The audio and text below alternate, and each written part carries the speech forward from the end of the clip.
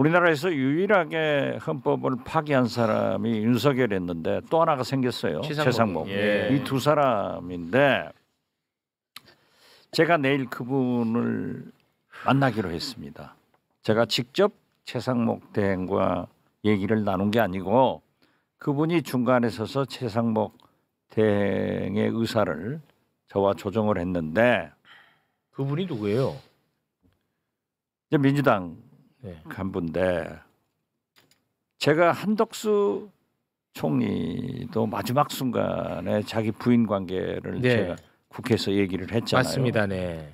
제가 굉장히 심정이 괴로웠어요. 아, 친구인데. 맞아. 그렇지만 국가를 위해서 이건 있을 맞아. 수 없는데 지금 최상목 대행의 행태를 보니까 그 사람이 중간에 서서 저랑 3자 대화를 했어요.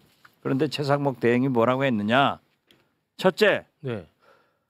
자기를 비난하지 말아달라. 뭐예요 이게? 와, 나 진짜 너무 그 자리에 왜 있는 거야? 두 번째, 뭐 하겠다. 탄핵을 시키지 말아달라. 뭐야? 세 번째가 중요해요. 자기의 미래를 보장해달라. 영태균이야? 아니 뭐야? 최상목이? 예, 이런 뭔데? 얘기를 했는데 너 뭔데 최상목이? 그걸 제가 민주당 간부들과 얘기를 나눴어요. 그렇지만은 직접 한 말이 아니기 때문에 제가 아주 가까워요. 그분하고. 그분이 그러한 말을 최상목 말이라고 해서 의원님한테 옮겼다는 거죠? 그렇죠. 그 말을. 네. 그렇기 때문에 제가 내일 확인해보고 한번 발표를 하려고 그래요. 아, 그 민낯을. 네, 어떻게 이렇게 그렇지. 비겁하냐. 그렇지. 그 민낯을 까발려야 돼. 진짜 비겁하잖아요. 그렇지. 아니 그러니까 자기 비난하지 말라. 미래 보장해달라. 이게 천재들이 갖는 그 뭔 천재입니까 이게? 머리통이에요. 자, 더 중요한 것은 야, 미래를 보장해달라. 와. 야. 우리가 보장하지 않으니까 저쪽하고 극우하고 지금 저렇게 하나? 윤석열이 보장했나? 나는 그건 모르겠어요. 그래서 내가 만나자 해서 내일 만나가지고 구체적으로 나눈 얘기를 확인해서 네. 너 그런 말 한 거 사실이냐? 그렇죠. 너 협작질 하려고 했던 거 사실이냐? 그렇지. 네. 확인해 가지고 그거를 세상에 공표해야죠. 민낯을 폭로합니다 내일. 네. 와, 이 진짜 이 최상목이가 마지막까지 협작질을 시도했다? 사실이면 거의 핵폐기물. 이건 핵폐기물이지. 이거 사실이면. 이런 사람이 어떻게 권한대행을? 이거 핵폐기물입니다. 만약에 이게 사실이면 협작질을 시도한 겁니다. 아니 그리고 이게 제2의 내란이에요. 제가 볼 때. 아니 헌법을 꼭 총칼로만 어겨야 됩니까? 아니 지금 최상목도 계속 본인이 위원을 계속 쌓아가고 있잖아요. 아니, A4 용지를 받아가지고 예. 자기는 보지 않고 F4에 주었다. 네. 이게 뭐예요? 내란 이미 피의자예요. 맞습니다. 조사를 받고 그런데 저렇게 버티고 앉아서 나는 다 좋은데 자기가 헌법을 지키지 않고 폐기하면서 국민들한테는 하라고? 하라고 가르쳐요. 승복하라고? 토악질 나오네. 이거는 진짜 이건 헌법재판소의 안 돼. 최종 판결을 승복할 사람은요 5,200만이 다 승복해요. 네. 윤석열이만 선언하면 돼요. 네. 군이 12.3 비상계엄을 앞두고 시체를 담는 종이관 대량 구매를 타진하고 시신을 임시 보관하는 영현백은 3,000개 넘게 실제로 구입한 사실이 확인됐습니다. MBC가 앞서 전해드린 노상원 전 정보사령관 수첩엔 계엄 직후 정치인과 판사 등을 수거해 사살하려 했던 걸로 보이는 내용들이 적혀 있었는데요. 수천 구의 시신이 발생할 상황에 대비했던 건 아닌지 수사가 시급해 보입니다. 고병찬 기자의 단독 보도로 오늘 뉴스데스크 시작합니다. 골판지를 접어 만든 종이관입니다.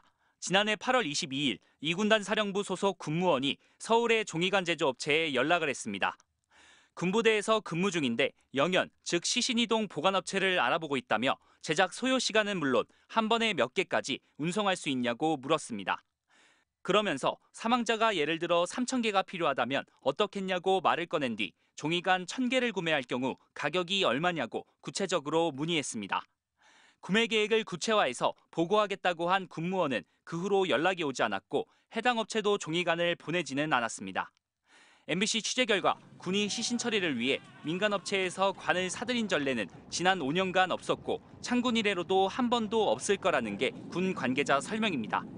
연간 사망자가 100명이 되지 않는 군에서 그것도 지상작전사령부 산하 2군단에서만 1000여 구에 달하는 시신 처리를 예상한 계획을 갑자기 세운 겁니다.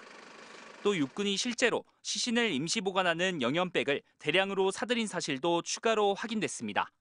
지난해 1월 1883개였던 육군의 영연백은 1년 내내 비슷한 수준으로 유지하다 돌연 12월에 4940개로 크게 늘었습니다.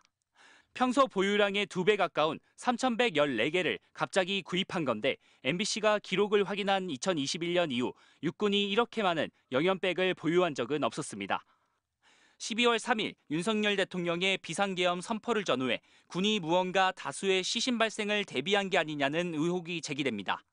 비상계엄의 비선으로 지목된 노상원 전 정보사령관의 수첩엔 이재명 민주당 대표와 문재인 전 대통령, 이준석 의원과 유시민 작가 등을 A급 수거 대상으로 분류하고 수거한 A급 처리 방안으로 수집소 이송 중 사고, 가스, 폭파, 침몰, 격침이라는 글이 적혀 있었습니다. 수집소 중 한 곳으로 오음리를 적어뒀는데 공교롭게도 강원도 화천 오음리엔 종이관을 문의했던 2군단 산하 702 특공연대가 있습니다.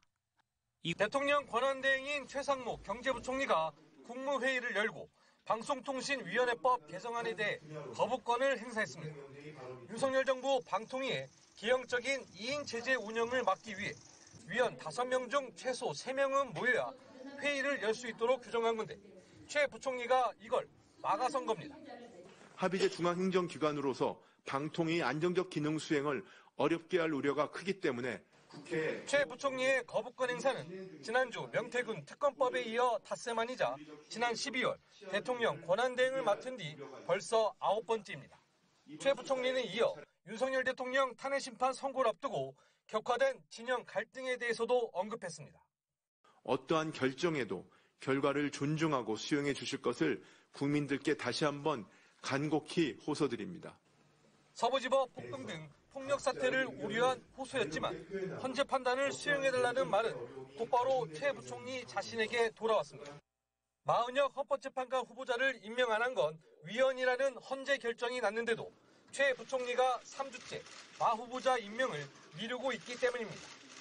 야권에선 즉시 걸어다니는 위헌, 살아 숨쉬는 위헌이 할 말인가?